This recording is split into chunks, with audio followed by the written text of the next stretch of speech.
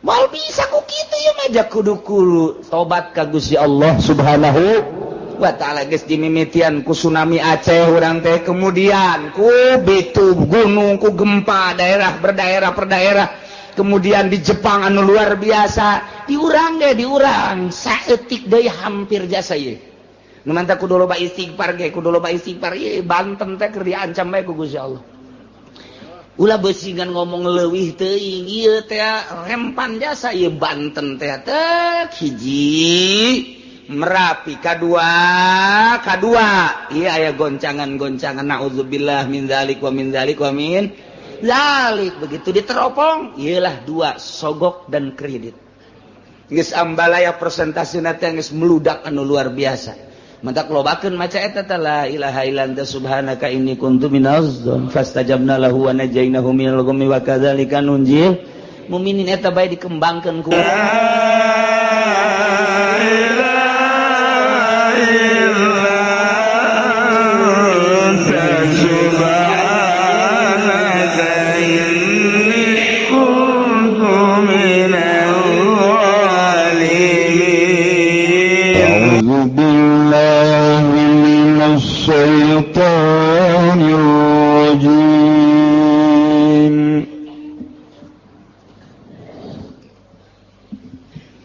Bismillahirrahmanirrahim.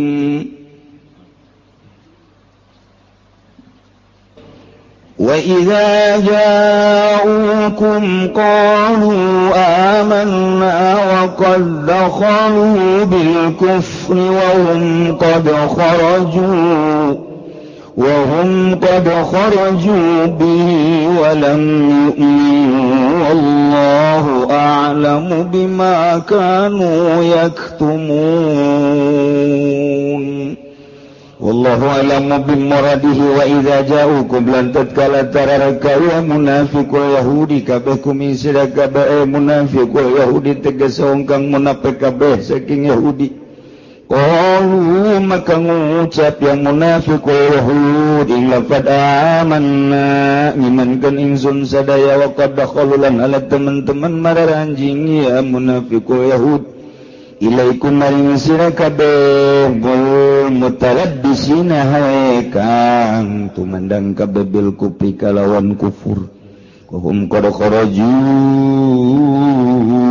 lan hale utawi yang munafiqul yahudi ku teman-teman metu yang munafiqul yahud min indikum saking sanding sira kabeh talabisina haikang tumandang kabeh bihi kalawan kufur walam yu'minu lan hale orang imankeun yang munafiqul yahud kabeh. Wallahu a'lamu lan utawi Allah iku kang maha uninga bima kanu yaktumun kalawan barang kang ana yang munafiqul yahud kabeh iku kumpetakeun yang munafiqul yahud kabeh ingma minan nifaqi nyatani saking nifaq. وَتَرَى كَثِيرًا مِّنْهُمْ يُسَارِعُونَ فِي الْإِثْمِ وَالْعُدْوَانِ وَأَكْلِهِمُ السُّحْتَ وَلَبِئْسَ مَا كَانُوا يَعْمَلُونَ Wallahu a'lamu bimuradi. Wa tara lan ningali sira Muhammad katsiran ingkang akeh minhum kang tetep saking Yahudi tegas Yahud sari'una nipadagian ya Yahud kabeh atawa ya kasiran kabeh yaqauna sayan tegese nibakeun ya kasiran kabeh ale age fil ismi ing dalam dosa al kadzibi tegese goroh wal udwani lan zalim wa klihum az-zulm tegese zalim wa aklihim musullan mangan ya kasiran kabeh ing haram al haram tegas haram karisata ya pirang-pirang sogokan labi sama kan amalun yati saala-ala ne apa barang kang ana ya kasiran kabeh iku minggawe kasiran kabeh ing amalau ming bagawana ya kasiran hadza iki amal لولا ينهاهم الربانيون والأحبار عن قولهم الإثم an qawlimul isma wa aklimus suhta labisa ma kanu yasna'un. Allah alam bimorrillah wala hala nata orayan hak nyegahum ing kathiron sapa rabbaniyuna ulama Nasrani kabeh wal ahbarulan ulama Yahudi kabeh minum sagung Yahudi atawa pendeta engkau saking ucapan kathiran al-ithma ing dosa al-kadzibat tegese goro wa aklihim lan mangane ya kathiran asuta ing haram bisa makan ya disala alane barang kang ana ya kathiran kabeh iku yasauna migawe ya kathiran kabeh ing ma atawa kitulah bisa makan ya disala alane barang opo barang kang ana ya rabbaniun wal ahbar iku migawe kaya rabbaniyun al-ahbar kabeh hu ing ma taraka tegese tarkunahim tegese ninggal nyegahe ya rabbaniyun al-ahbar maka yasaunahu tarkunahim tegese ninggal nyegahe rabbaniyun lan ahbar kabeh. Masih keneh nyaritakeun tentang karakter-karakter Yahudi di zaman Kanjeng Nabi Muhammad sallallahu alaihi wasallam. Yahudi datang ke Kanjeng Nabi ai dipayuneun Kangjeng mah dipayuneun para sahabat nyana teh ngomongna ngeunaheun jasa jelema pinter ieu Yahudi rek ngabantu rek berjuang jang ngomongna ge kami mah iman tumanya kami nu ngarti ka Taurat teh iman ngeunaheun ngomongna tapi di mana-mana geus kaluar mah nyana teh ngajebiah inkar bahkan nyana ngamusuhan ka Kangjeng beserta para sahabat samping ngamusuhan deui nyana membangun kekuatan untuk meruntuhkan Kangjeng Nabi bahkan siap tempur perang merangan Kangjeng Nabi Muhammad. Gitulah karakter Yahudi teh. Masyaallah. Urang hidup di tahun 1430 sekian. Berarti geus 14 abad urang di zaman Kangjeng. Teu pernah bareng urang sareng Kangjeng, teu pernah bareng jeung para sahabat, teu pernah bareng jeung Abu Jahal.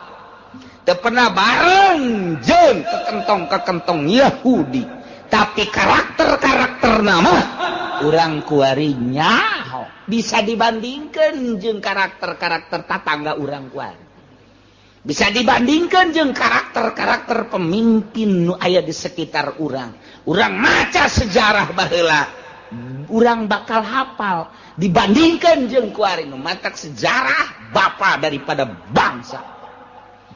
Urang kudu mengenal sejarah, dieuweukeun ieu ku Amerika teh sejarah-sejarah teh dieuweukeun. Di antarana kuari aya tafsir baru buatan orang Mesir bersekongkol jeung Yahudi. Tafsir tersebut dileungitkeun sejarah. Ngabidahkeun nyana teh ngaji bangsa Jalalain. Ngabidahkeun nyana teh ngaji bangsa tafsir Munir, ngabidahkeun nyana ngaji bangsa tafsir Kasyaf, tafsir Fakhrul Razi, tafsir Ruhul Bayan dan lain sebagainya. Sebab cek nyana tafsir-tafsir tersebut itu adalah buatan manusia-manusia ortodok yang tidak pernah tahu tentang situasi dan kondisi. Ya, wari aya tafsir baru sing hade. Di jerona nyaritakeun gegede nama tentang Yerusalem Masjidil Aqsa. Di jero eta tafsir teh aya ke cerita tentang Masjid Aqsa ayat 3 ternyata di jero tafsir eta Aqsa nu asli Akso anu sarua zaman harita jeung aya akso anu buatan baru. Akso buatan baru mah eta teh geus teu dipercaya, tinggal aya deui dua deui. Nurutkeun cek di tafsir eta nu asli teh akso nu ieu lain nu ieu, akso nu ieu mah lain akso disebutna Masjid Umar. Tah sebab di dieu kuari keur digali geus teu asing deui. Aya simpenan Raja Sulaiman, berikut aya kuburan Kangjeng Nabi Sulaiman alaihis salam, tapi teh teu beunang-beunang. Begitu dikeker aya ternyata wah eta teh bandang barang. Naon kitu ngaranna simpenan Kangjeng Nabi Sulaiman, emas teh, berlian teh, yakut dan lain sebagainya. Tapi datang ka kuari teu beunang-beunang. Kesulitan orang Yahudi gitu. Tapi ternyata memang menurut peneropongan jeung satelit aya di dinya. Maka kuari dek dibongkar total Masjidil Aqsa teh geus lain di mimbar bae, dialihkeun lantaran besi perang dunia. Aqsa nu asli ieu heula disebarkeun ke tafsir si ada engke. Si ada tak engke aya penelitian ka unggal-unggal daerah di Indonesia khususnya lantaran terbanyak pesantren sedunia adalah di Indonesia. Mulai engke ye di Indonesia diinstruksikan bakal aya 24.000 pesantren nu bakal didatangkan 1.000 pesantren. 1.000 pesantren bakal diteliti teteh jerona ngaji naon, kitab mana bae, tercampur henteu jeung sekolah, nu yayasan mah geus teu dianggap pondok pesantren. Ulah beja-beja ieu urang bae nu ngaji bae mah. Ulah beja-beja kanu sejen ieu urang bae geus nu ngaji. Engke kiai di itu ngaji kitu deui. Engke kiai di lembur ngaji kitu deui. Atuh nyaho kabehan kajeun. Seluruhna 24.000 pondok pesantren nu santrina ieu sa Indonesia aya 7 juta nu keur diopenan ieu teh tah. Nah ieu 1.000 pondok pesantren engke bakal aya penelitian ngajina naon bae, naon bae, terus. Engke kadituna dua alternatif, imma erek diganti make kurikulum wa imma erek diperkuat kesalapanana. Lantaran melihat kehancuran moral bangsa Indonesia jauh dibandingkan jeung 20 atau 30 tahun katukang teh sangat beradab Indonesia di dunia ieu, tapi setelah kuari ieu hancurna sarua jeung luar negeri. Contoh aya tawuran baheula mah urang ngadenge di Inggris di Jerman, kuari nu tawuran urang Cikupa. Baheula nu gontok-gontokan teh ieu adalah supporter Juventus Inggris baheula. Tapi kuari mah ieu supporter susia nyaho sia aja sia meureun. Eta kok kitu coba teu karu. Ieu akhlak dek dikamanakeun. Ieu anak-anak urang nu karak SMP nu karak SMA. Berarti eta teh calon-calon pemimpin anu kalaluar ti unggal lembur sakumaha siraru. Butuh dukungan teh kos kitu teh. Tapi di satu sisi moralna deuk kumaha polisi sampikeun ka geus bingungeun. Da polisina ge sarua ieu. Deuk kumaha coba ieu? Ieu kakarage awalan. Anu geus korban terbunuh dari tawuran tersebut geus sabaraha puluh mungkin ratus. Ieu kakarage sabaraha tahun tumbuh model kos kitu. Encan 10 tahun ke depan bakal kumaha? Melihat dari sudut eta ulama kuari keur mempersiapkan ke depan bagaimana. Setelah diteliti satu-satuna hanya pondok pesantren nu bisa ngadidik akhlakul karimah. Nah, engke ieu bakal diteliti, ulah kaget. Nya para kiai tenang bae, mun ditanya, ieu kumaha naon bae kitabna bejakeun. Hatul muin. Naon deui? Riyad. Naon deui? Takrib. Naon deui? Sapina. Anu peruk besar naon? Sapina. Kajeun geus pokona. Mun ditanya engke ka dituna, siapkan teh ieu teh disejajarkan dengan formal? Tidak siap. Dek disejajarkan jeung SMA. Jadi urang teh boga ijazah. Engke ijazah pondok pesantren teh bisa pake asup ka cinglung. Ka egel. Atau kemana bae. Nah iya kompak kabeh utuh ulama nu 1000 teh ya. Engke sabaraha persen nya teh ieu suarana. Lamun 60% siap untuk disejajarkan, jadi berarti pakai kurikulum. Tapi lamun 60% tidak siap, tidak jadi pakai kurikulum, tetap akan diutuhkan. Ilah akan dijadikan sumber dari segala sumber pondok pesantren. Tinggal kumaha kiaina. Lamun kiaina kuari bisa disogok, kiai bangpak sama kos. Kita kiai be atuh disogok atuh kumaha hansip. Sudah caritakeun cak hansip kula mah teh. Ieu kiaina bae. Dek milih make nungguan saha nu mere duitnya tolol. Heuh teh pas sagede kiai eta sagede kiai. Eta kos kitu na ieu. Engke bakal aya tafsir-tafsir. Sebabnya nyahuin Amerika. Kekuatan di Irak adalah orang-orang anu selalu memperkuat tafsir-tafsir sejarah-sejarah, sedangkan sejarah adalah bapa daripada bangsa. Geus dipikeun teh ka sungai Tigris baheula teh ku orang Yahudi. Buku peradaban Islam teh geus dipikeun ka sungai Tigris, timbul deui kuari. Mata kewalahan selalu aya atuh hadisna Bukhari jeung Muslim teh apan terus-terusan dibaca ditafsiran terus datang ka kuari tumbuh deui ieu teh di dunia teh anu memperkuat kesalapan masif alhamdulillahirabbil alamin ku Yahudi dengan cara dimodernkeun kuari teh encan sukses. Mantak eta mah bakalna moal tamanu kos kitu mah bangsa yayasan-yayasan moal didatangan ieu mah pondok pesantren salaf 1000 jumlahna bakal didatangan.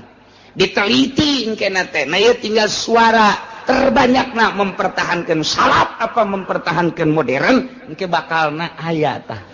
Hasilna. Nah mantak cik ulah bejaan ka kiai-kiai mun ditanya siap apa tidak disetarapkan dengan formal? Tidak siap. Bagaimana nanti setelah itu murid-murid Anda? Bagaimana Allah saja? Itu baik.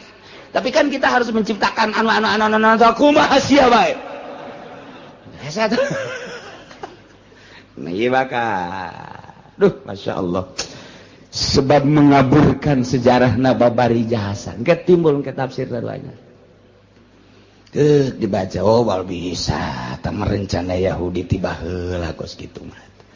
Alif hiji bae Al-Quran mereaksi percetakan dahlan Bandung sabaraha kali mengkaburkan percetakan dan tetep bae kateliti alhamdulillah masih keneh loba nu hafizul Qur'an nu bisa neliti tentang alif ba hiji komo sakalimah mah diusulkeun kada mentek di pentasnya dicabut, dicokot orang-orang nu brilian, diurang nu hafizul Quran.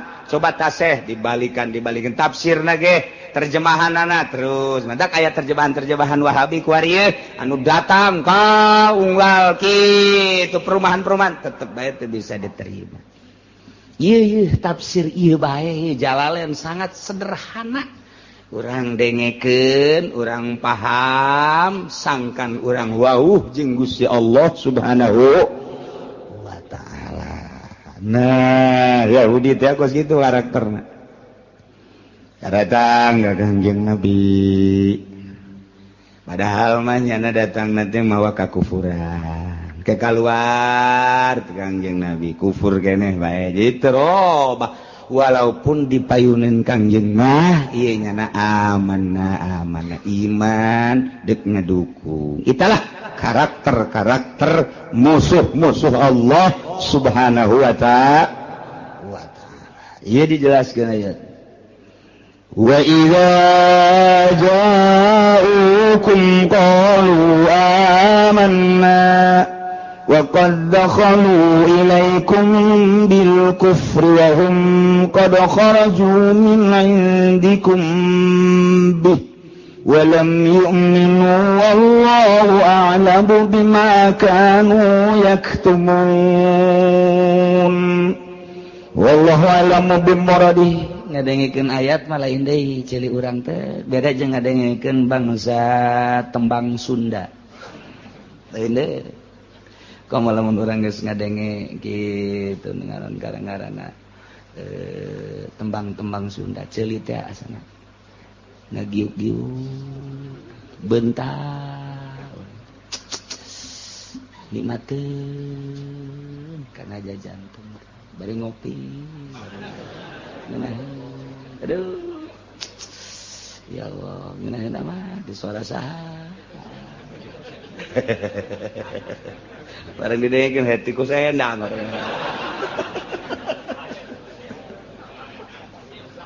Aduh Gusti Allah, nah geus jadi santri Cilongok wari hati ku.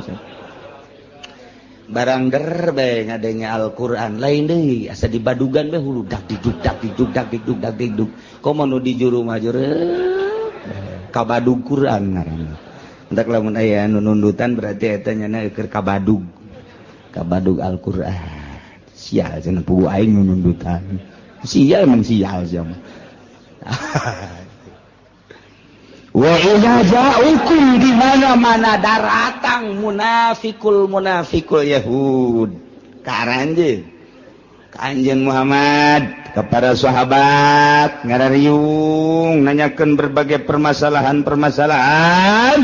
kumaha nya ngomongna qalu cak Yahudi amanna kami ngimankeun ka anjeun Muhammad dipayunin para sahabat atuh kami tepan macaan Taurat dina kitab Taurat tepan aya keterangan Nabi akhir zaman ieu Muhammad teh memeh maraneh geus kami leuwih ti heula ngeunaheun biasa ngomong tinggal di bejaan bae besi dek berjuang melalui naon bejaan kami dek dukung andai kata kudu perang kami ti heula sebab kami nu leuwih nyaho amanna kami geus imankeun leuwih ti heula ka Muhammad teh nenek Muhammad aya ku kami geus baca-baca keteranganna ku ari geus aya manya kudu mundur kami eta Yahudi teh kos kitu masyaallah ngunahin kadengena wa qad dakhalu ilaikum bil kufri nyana asup ka maraneh kabeh mutalabbisina bil kufri mawa kakufuran wahum qad kharaju min indikum mutalabbisina bihi bari nyana kaluarga tetep bae mawa kakufuran berarti asupna kufur kaluarga kufur tapi ucapanana ketika asup berhadapan jeung kanjeung berhadapan jeung para sahabat ngomongna aman nah berarti omonganana ieu di hareup mah kitu ditukankeun mah lain omongan nu buang kawarah teh kos kitu kos urang musyawarah masjid di lembur begitu tek dek nyeun masjid siap emang di hareup ngabangun masjid teh dek ilaha geus pokona mah aing nu di hareup eta ngomongna mah ngejeger-jeger kana ceuli panitia dek begitu berangkat saminggu ditungguan eueuh 2 minggu eueuh sabulan eueuh bahkan ngaco di tukang alah budak ngabangun masjid teh sakieu keur darurat da urang dahar hese ngabangun masjid tolong teman panitia goblok teman panitia guys bedak sok ditaluturkeun ai ka panglima kamari teu bisa hadir engke make beunang musyawarah deui mah hadir geus kudu heula geus diajakan geus kabeh tai dihareupeun mah masyaallah luar biasa hebat jasa tapi lamun itu kangen darurat kieu nya nyeun masjid belum habak masih geus kitu eta kos kitu teh karakter Yahudi di lembur Cikupa aya keneh alhamdulillahirabbil ulah lembur aya keneh masyaallah karim teh suwung-suwung kitu jeung kitu bae datang ka kiamah terus bae anu negakeun Al-Qur'anul Karim moal eueuh la yazalu taifatun moal eureun segolongan zahirina alal haq terus bae kajen teuing situasi jeung kondisi rupak luar biasa baheula zaman obor kuari zaman listrik baheula zaman surat kuari zaman SMS tetep bae nu taifatun zahirina alal haq moal suwung-suwung di luar negeri di dalam negeri di negara Islam di negara kafir tetep bae janji Allah melalui hadis tu diucapkeun ku Kangjeng Nabi tetep bae moal eureun taifatun zahirina alal haq bakal aya bae saurang bae mah di hiji nagara bakal aya bae di negara mana bae bakal aya bae atuh tangtu bae musuhna bae bakal aya bae turunan Abu Jahal ternyata aya nengtet di Cikupa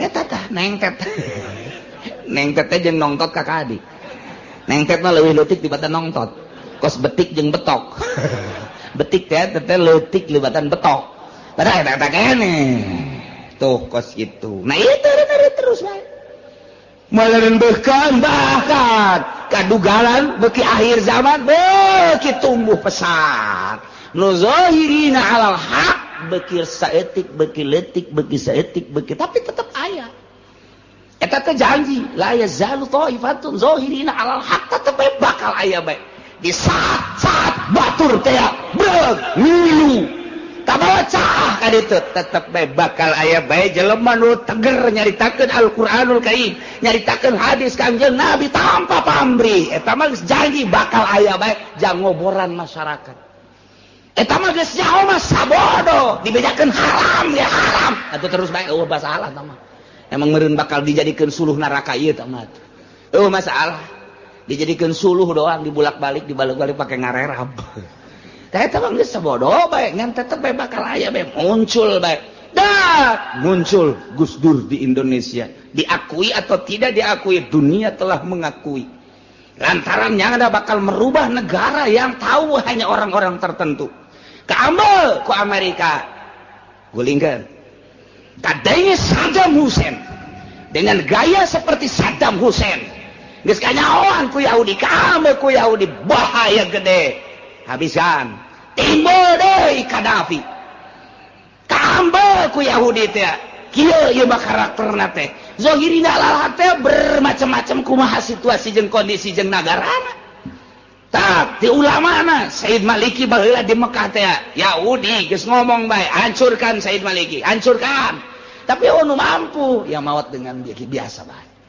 Osama bin Laden tetep bae menggemparkan dunia kajen kukumaha ge informasina ulah aya nu bagus-bagus bakal muncul bae percaya atau tidak mengaku atau tidak justru Yahudi ngalawan Osama bin Laden kos-kos kitu mah zahirina alal haq kos kitu tak per kabupaten per provinsi per negara bakal aya bae sekup nasional atau internasional zahirina alal haq aya bae sakedeung atawa kebelna lain urusan urang urusan Allah ngan Allah teh kos kitu bae sejarahna tetep bae manusia teh supaya aya bae nyaho bae kana hukum teh tetep bae aya lantaran engke masih di sidang ketika persidangan akhir di mahsyar engke maneh kunaon penalawa kunaon milu ka Yahudi apa informasi aya cakabehan teh di tahun sabaraha maneh hirup tahun sekian saha zaman harita rajaan anu kiaina saha pernah maneh ngadege informasi pernah nurut apa henteu neraka sia jam persidangan sia hirup tahun sabaraha 2000 sekian zaman saha SBY kiaina saha bae UJ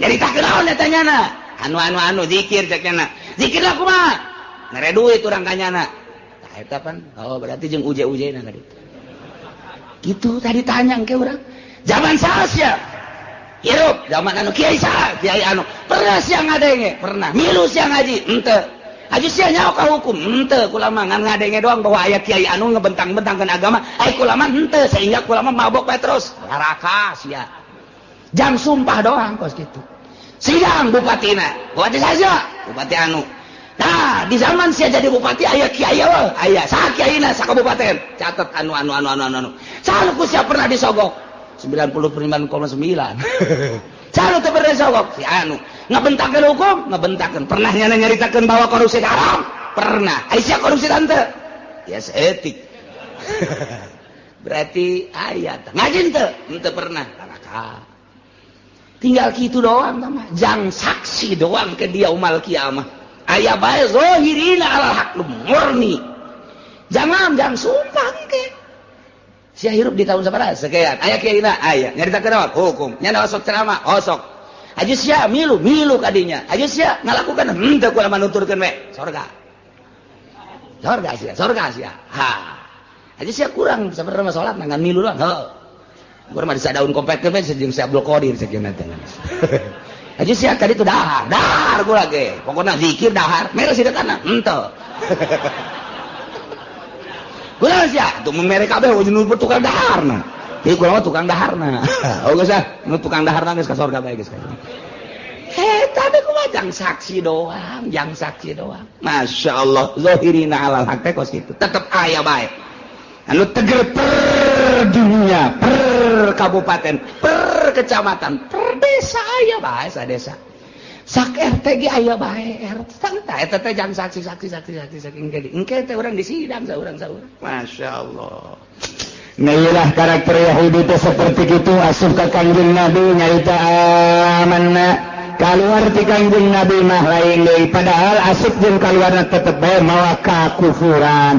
Berarti aya anu terselimut di dalam hatina, aya anu tersimpen di dalam hatina, aya anu ditutupan ye di jero hatena. Bajar teh meureun teh nyahoan Gusti Allah mentek diteruskeun ka dieuna walam yu'minu wallahu a'lamu bima kanu yaktumun. Padahal nama asup jeung keluarga tetep bae iman ka Kangjeng Nabi sama sakali. Berarti di jerona aya anu tersembunyi wallahu a'lamu Gusti Allah maha uninya bima kanu kana rahasia kana nifaq kana munafik nifaq nu aya nu tersimpen di jero hatena. Majar teh teu nyahoeun padahal Gusti Allah mah maha uninya kana kanipakan anu tersimpen di jero hatena. Urang ge kuari teh dipayuneun mah sumuhun di tasa tukang mah teu abeh urang ulah kanyahoan bisa bae ku jelema mah teu kanyahoan tapi ku Gusti Allah mah emang aya nu rahasia eueuh. Kanyahoan eueuh jang nyumput urang teh kanyahoan bae. Pangneangankeun hiji tempat nu teu kanyahoan ku Gusti Allah mun aya mah urang kadari itu dek maksiat urang di ditu ngeunaheun mabok zinah judi. Ya eta mah pulo eta mah teu kanyahoan ku Gusti Allah teu kadeulean. Mun aya pulo nu teu kadeulean ku Gusti Allah asana 1 meter 100 juta dibeli bae. Negon deuk keindahan di ditu teh abeh teu kanyahoan ku Gusti Allah. Tapi pan teu aya kabeh ge kanyahoan ku Gusti Allah la libagin min mafar. Tempat lumpat jang maksiat ka Gusti Allah. Jadi orang di mana bae atuh kanyahoan? Urang di imah leuleut TV Allah manyahoeun we. Wah, sia kuno nonton TV bae. Kadeulean kok. Kanyahoan ku Allah urang susumputan dek nonton golek. Deh ya urang mah kiai ieu make kumis palsu, make jenggot palsu. Deu ulah kanyahoan. Ku masyarakat ternyana teh sok ngaharam-haram. Sakorodong haju asup ka handapeun panggung. Aju di dinya nya ngarokok bae lu telah cilik teu kanyahoan inget ngadengekeun dalang untung bae eta sindena teu kieu. Mun kieu nya kasih kakihan sinden. Bareng tanggah teh waduh dek lumpat bisi kanyahoan kiai teu lumpat kakana kajeun lah bil barokah. Tah eta teh kanyahoan we ku jelema mah bisa menghindar ti jelema mah tapi ti Gusti Allah moal bisa. Cak Gusti Allah sia menghindar ti makhluk di sekitar sia hayang ulah kanyahoan majar teu meureun ca aing teu nyaho aing teh neuleukeun ka sia aing nyaho ka sia eueuh jang mabur. Yahudi nu dipayuneun Kangjeng Nabi kos kitu disatukanin mah teu ieu teh Allah mah wallahu a'lamu bima kanu yaktumun. Apa lain Gusti Allah mah kanu disimpen di jero hate para Yahudi.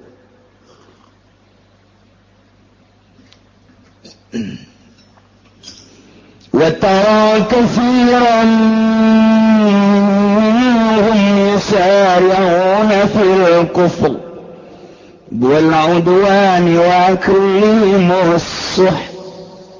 Muhammad anjeun bakal ningali katsiron lolobana minhum ti Yahudi mayoritas jelema nu beragama Yahudi anu kalalapir bakal neul anjeun teh yusayuna fil ismi nyana teh bakal gagancangan ngalaksanakeun dosa ya kauna sarian fil ismi lamun aya dosa buru-buru kudu pangheulana bae embungeun pandeuri. Nomor kedua wal udwan yana pilih bima dosa teh buhang bohong terutama omongan maki tapi dicatukangeun malain dosa jeung sajabana kunyana teh dipigawe pangheulana wal udwan jeung zalim berbagai permaksiatan. Padahal mah ismi teh geus mencakup kana udwan jeung aklihimus suhat cek ahli naon kitu bayan mah ismi teh geus terkandung di jelona ieu adalah kidib, ismi teh di jerona geus terkandung uduan, ismi teh di jerona geus terkandung aklihi musot ngadahar barang haram, ismi teh mencakup kana bil ma'asi, mencakup kana maksiat-maksiat wa dzunub jeung berbagai dosa-dosa. Tapi di dia dijelaskeun deui berarti ya ta'aqqul khos alam nu mantak dicaritakeun lantaran pohara jasa kalakuan Yahudi model ieuna. Mana hiji Yahudi mah omonganana lain deui, per menit lain deui. Isu kieu sore kitu. Di hareupeun mah kieu disatukankeun melain eta Yahudi. Madak cek kolot baheula mah Yahudi mah okos keuyeub, di mana-mana keuyeub tak bae cicing. Waduh nya mah ieu cacakipna ge kaluhur matana ge molot tapi mun toel de lempangna mundur.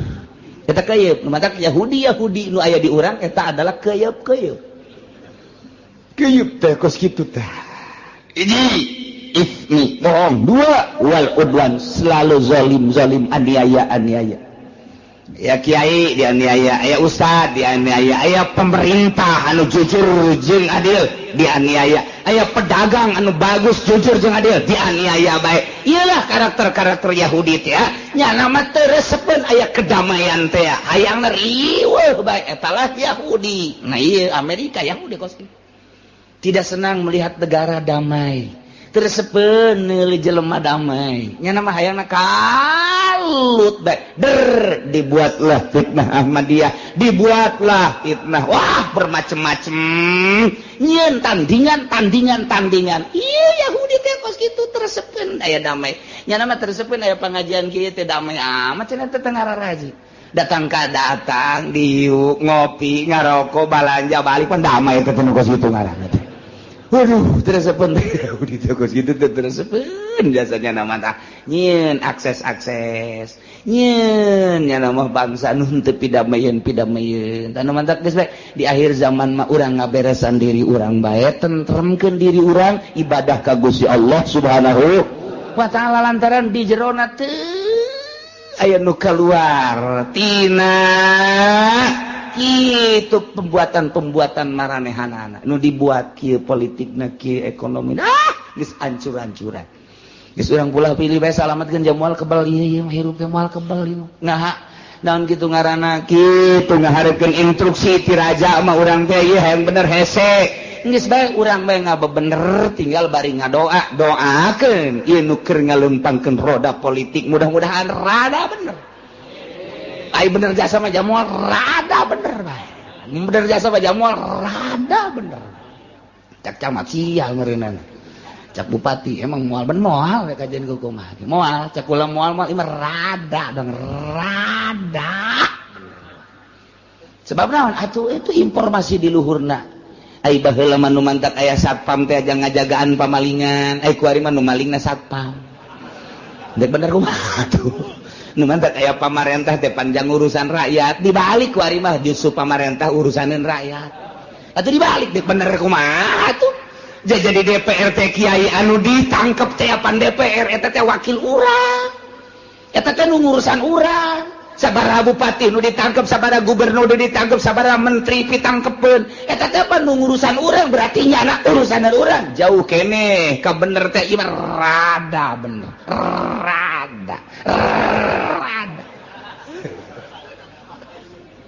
hese bener geus urang ngadagoan rada bener urang ieu urang ngabebener babarengan urangna rakyat nu bener bari ngadoakeun ka pamarentah supaya bener lantaran ieu nagara urang kabehan tanggung jawab urang kabehan kitu keneh agama tanggung jawab urang kabehan baik individu urang sorangan maupun ieu teh kabehan pamajikan urang anak urang rapihan tetangga urang daek jeung teu daekna mah atuh sabodonyana teh mah Allah nu mere hidayah.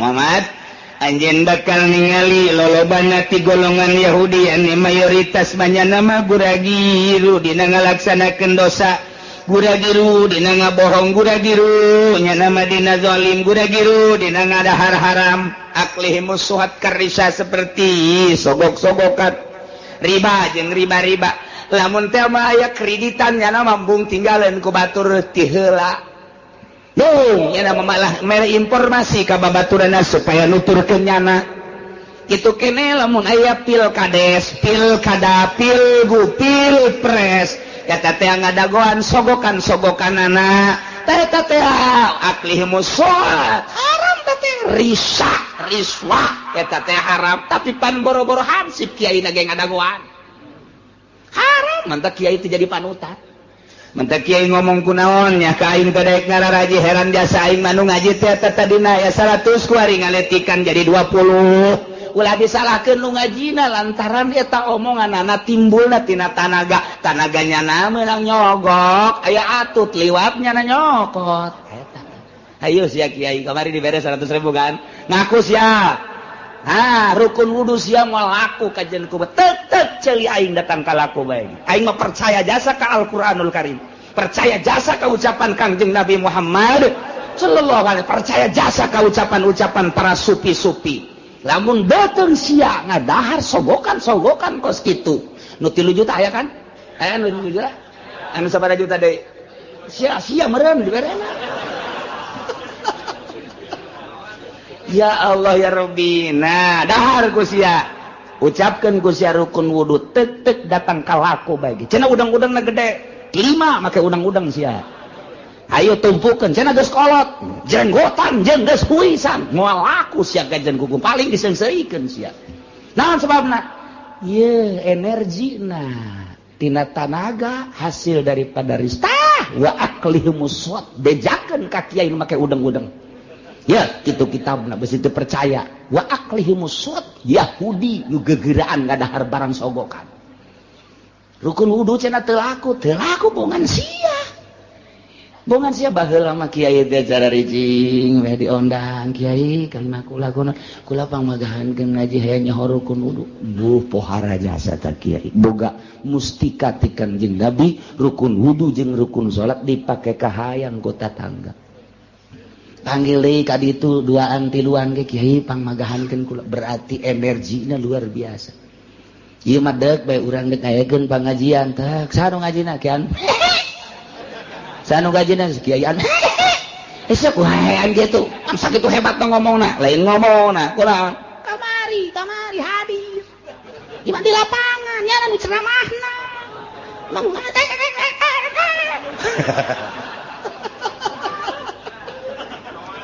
ayo sia dicisoka di barare kiai duit di Belaraja sebelah raja di pasar kemis ayo mah ngabejakeun doa ulah disalahkeun mun rukun wudu sia sanajan geus tamat fatul muin sababaraha kali geus diiring dicaringin di mana tapi energina pake kos kitu ulah sambat kanian ieu wa aklihi busut santaran aya karakter Yahudian di jero cenah kula mah dicokot ieu aju menta deui ai lain lalagaan ieu urang keur ngaritakeun Yahudi horeng aya karakter Yahudian di kiaina tah di dieu baca sakali dia hayang resep ieu masih ai geus soregan teh kudu ka jawara ona meureun di karakter Yahudian rada pantes meureun emang aing mah kos kitu waktekna tah teu pan mah kiai sakali deui pan mah kiai make udang-udang kikiwirna ge panjang tapi pan sogok iya ayatna baca deui goyeng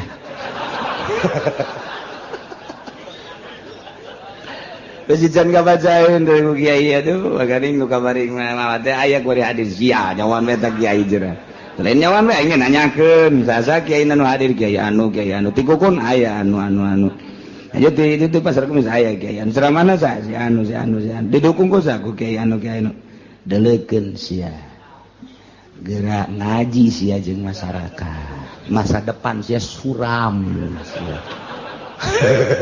parukunan sia moal laku sia ka jeung kumaha ge sakitu bae eta mah diancamna lain ku aing Al-Qur'anul Karim ngancam baca deui going wa tara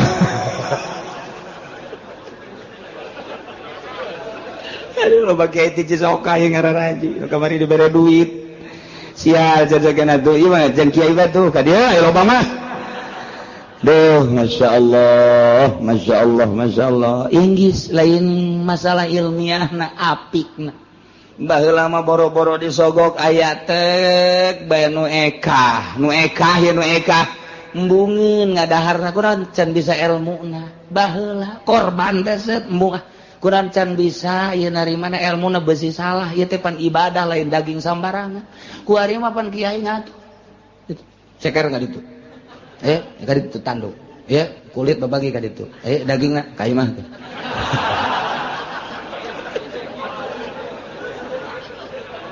Aduh, ara rizin gas. Aduh Gusti Allah. Hese lain ilmu mah babarin bentak cekolot baheula babari ngaji mah nu hese make na ta eta. Ta eta kos kitu gua cara petang jasa. Teu masantren ge gua jadi Kiai Haji Oma Irama. Teu kadenge jama santrenna sugan kadenge di Cisoka masantren henteu. Tapi jadi kiai atuh kiai bae ka ditu. Henteu saha nu nyalahkeun eueuh ngan saha nu dek nuturkeun hukum menang di Kiai Haji. Dan kiai-kiai sederetanana lain ngahinakeun mangga hak masing-masing teh dakwah mah tapi kudu ngaragap dada di mana aing mah santren baheula. Dakwahna tuh nya mah kuduna di panggung bae. Dakwahna teh ulah di masjid jana mah. Jeung geus ngadengekeun ge make anting, make kongkorong ka dieu teh. Kongkorong emas, kongkorong anjing dipake ku nya. Kitu atuh dakwahna. Marilah kita dengarkan. Jeng. Ya anda dakwahna kos kitu ulah di masjid make sorban ulah. Lain potongan atuh nya mah. Tah kos kitu. Jadi nya nama dakwahna. Dengarkan ya, tidak ada Tuhan selain Allah. La ilaha illallah. Aduh Gusti Allah. Henteu salah ngan kos kitu dakwahna. Sek sugan hiji dua atur milu kanyana. Ngan haji di masjid make udeng-udeng mah dakwah lain kos kitu, sakarakter. Dakwah teh asal di jerona ikhlas insyaallah. Nah, jelema-jelema nu berkarakter Yahudi wa tara katsiran minhum Anjing Muhammad bakal nulung mayoritas ti Yahudi berkarakter yusayyauna fil ismi gegeraan gagancangan musabakohnya nama paheula-heula dina ngalaksanakeun bohong dina ngalaksanakeun berbagai permaksiatan wal udwan jeung zalim wa aklihim musuhat jeung ngadahar barang haram sogokan riba jeung berbagai haram-haram malah barang didele dina kitab kabair teh lamun aya engke di akhir zaman lain lamun bakal jasa hiji sogokan teh teu karasa haram di akhir zaman mah kuari mimiti kamari ieu mah aya ge di DPR doang kemudian di Pemda hayang naik hayang jadi Pimpro dan lain sebagainya nyogok ka bupati kemudian hayang naik guru jadi guru honor hayang jadi guru PS tina jadi guru PS hayang jadi kepala nyogok hayana di kalangan kos kitu bae kitu kene hayang boga naik jabatan polisi misalnya tina beret hiji kana dua tina balok hiji kana balok dua atuh ceuk urang mah nyogok teuing balok di mah aing ge loba panggul we los ku sia tuh tina bintang hiji kana bintang dua datang ke bintang 7 paruyeng nyogok teh mana aya nu henteu nyogok alungan kitu bae deuk ke industri masuk ka dieu baheula mah teu nyogok di tahun awal industri masuk ke pasar kemis nu urang nyaho bae sugan make nyogok henteu malah ditambayan ka dieu teh limbahna ge sanu daek teu nyogok mangga lantaran hayang kebersihan di jero pabrikna lantaran dijadikan ajang kuari matek be aya wadahna yayasan kuari mah urang teu bisa masuk pabrik langsung kecuali ditampung heula di yayasanana kudu nyogok heula nu 1 juta nu 2 juta nu 3 juta nyogok wancaing geus apsu pancan sogok menyogok teh geus teu karasa haram nanya ka kiai kumaha teu bisa lamun teu nyogok mah teu naon kunaon bener kiai bener pokona mah ka dieu bae unggal bulan ngadoakeun cek teh teh upload deui saruana kudu tegas hei kumaha ieu lamun ieu teu lamun henteu nyogok teu bisa ulah haram hideuk sabodo sia eta mah geus nyana di alam ku Gusti Allah. Oh berarti tegas. Adapun nyana dek nurut dek nutur urusan nyana. Ulah kieu puluh ya peleh kieu kumaha aja lamun teu nyogok mah teu bisa. Teu bisa nya, teu bisa. Heuh nya hesenya. Oh kieu yang teu bisa jasa. Cuma tuh atuh teu naon lah sakali-kali mah teu naon. Kasihan lamun geus asup atuh ka dieu sering mau jeruk ka aing nya. Tolong kiai lah. Potongan goblok gawe. Eta kiai Allah ngalahin gitu. Kiai jatuh bisa ye. Mun urang jadi Pemda teh mun teu nyogok teu bisa kata haram. Geus. Balik cenah, nurut teu nurut urusan nya. Ngan kiai di alam ku Gusti Allah. Oh, cak Allah kiai aing sia. Naik derajat sia. Rajan teu boga mobil. Oh masalah, guys. Masya Allah Karim di akhir zaman teh bakal sogok menjogok teh rakyat kabehan kuari. Dek jadi lurah na nyogok rakyat na disogok kabeh kan. Baheula mah tek dek pilkada, dek naon kitu ngajadikeun bupati. Tah eta teh hanya dewan doang kumpulkeun aya sabaraha kursi ya. Ah di urang teh aya 50 kursi, beuli 30, geus mayoritas suara. Geus kajeut mah ka neraka emang rombongan neraka ieu teh mah kata. Tapi rakyat papan henteu kasogok-sogok. Tapi ketika drek dibuka otonomi daerah, ya pilih langsung ke masyarakat, masyarakatnya dibelian, geus saya tanda tangan malah, set, wah luar biasa. Aya sabaraha persen kiai anu teu narima sogokan, aya sabaraha persen tokoh masyarakat nu teu narima sogokan, aya sabaraha persen pemuda nu teu narima sogokan. Eta lah nu ahli Allahna, anu surga, anu mempertahankeun. Kajeun aing mah henteu ngarokok ge, nu penting mah aing mah cak Allah bae aya sabaraha persen nu kos kituna sadesa. Coba hayu.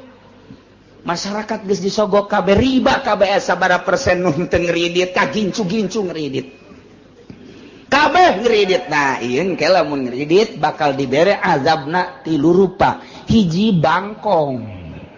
Bakalna bangkong loba sekos zaman Kangjeng Nabi Musa alaihissalam. Nomor kedua cacing ke Singkarayap. Nomor katilu hileud kuari di Jawa Timur hileud 3 kecamatan Ambalaya hileud. Riba teh riba jeung sogok. Nomor kaopat opat perkara ieu keong bakal. Keong mah geus loba di Karawang baheula di Bandung di Garut di Tasikmalaya. Asal geus Ambalaya riba jeung sogok 4 perkara. Hiji kodok, nomor kedua cacing, nomor katilu hileud, nomor kaopatna keong. Tah ulang kula mah ditanya bae ka urang Cikupa hayang nu mana? Hayang nu mana eta siksa? Inggis jasa di zaman Kanjeng Nabi Musa mah dibukakeun wadah sangu. Bangkong urang asup ka kamar teh anggal segala rupa pinuh ku bangkong kamar asal di kaluar-luarkeun timbul di bangkong hese teu bisa sare di kursi bangkong di mana bangkong bae ieu keur masak ngagolotrok bangkong di dinya. Masya Allah geus azab mah kos kitu. Iki cacing tah kuari coba eta di Jawa Timur ya Allah ya Rabbi hileud garayap di kaluarkeun hileud deui beak daun-daunan beak tatangkalan ka imah-imah geus sabaraha poe teu bari sasare nyilip sare ge moal bisa ku kitu ieu mah jak kudu tobat ka Gusti Allah Subhanahu wa taala. Geus dimimitian ku tsunami Aceh urang teh kemudian ku bitu gunung ku gempa daerah berdaerah kemudian di Jepang anu luar biasa diurang saeutik deui hampir jasa ieu nu mantah kudu loba istighfar ieu Banten teh keur diancam bae ku Gusti Allah ulah beusingan ngomong leuwih teuing ieu teh rempan jasa ieu Banten teh hiji Merapi kadua ieu aya goncangan naudzubillah min dzalik wa min Zalik begitu diteropong ialah 2 sogok dan kredit. Geus Ambalaya persentasina teh geus meludak anu luar biasa. Mantap lobakeun maca eta teh la ilaha illa anta subhanaka inni kuntu minaz fastajabna lahu wa najainahu minal ghammi wa kadzalika nunjil mukminin. Eta bae dikembangkeun ku urang terus beranjeun peuting. Ieu bahaya sesogok teh geus teu ngarasa haram. Riswah teh ar-rashi wal murtasi padahal ieu pinar nu nyogok jeung nu narima sogokan neraka pada jelas. Tapi kan kabehan ieu mah tuh. Tadi ge cek kula sabaraha kiai nu ngomong kula mah ulah dibere duit kos kitu. tak karak ditambahi doang mending mun gede cepet doang ya baik naon cepet. Masya Allah Karim sabaraha ustad malah dikekentongan aku kiai ayo tanggung jawab mama mama tanggung jawab kayak di akhiratku mama disafaatin lain safaatin ayo geus ku mama geus ulah ngadengekeun kiai kiai nu ngaharam-haramkeun jeung mamang ke kana neraka jahanam.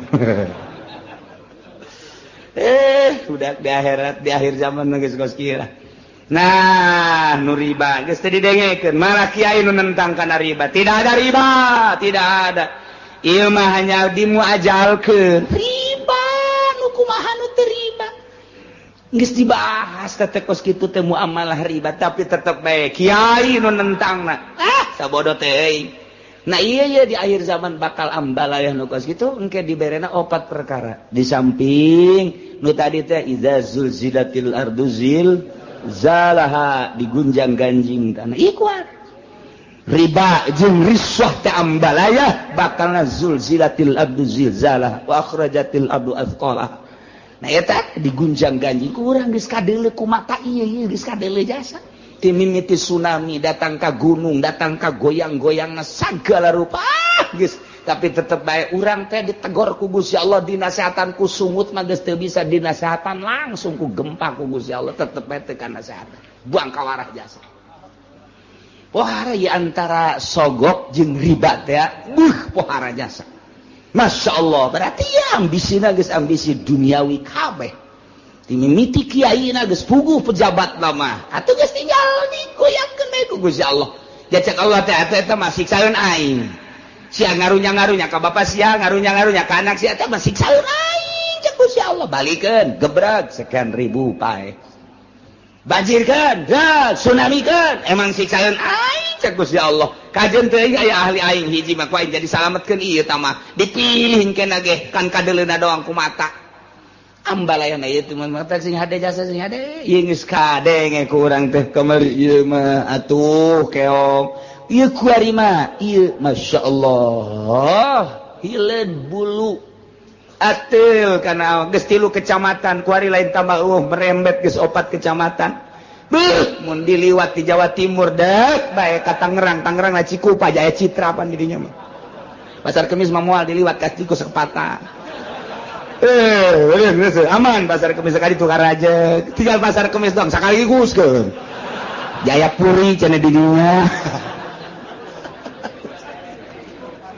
Aduh Gusti na'udzubillah min zalik wa min zalik la ilaha illallah hese jasa hanya beberapa gerintil tapi tetep bae aya bae nu tersentuh haram disalametkeun diri urang anak urang pamajikan urang eureunnan urang ngeureudit salametkeun urang tidak sogok menyogok sabareurit sia aya nu nyogotna beureut 200.000 mah naik atuh 500 mah naik atuh 1 juta 1,5 juta lah.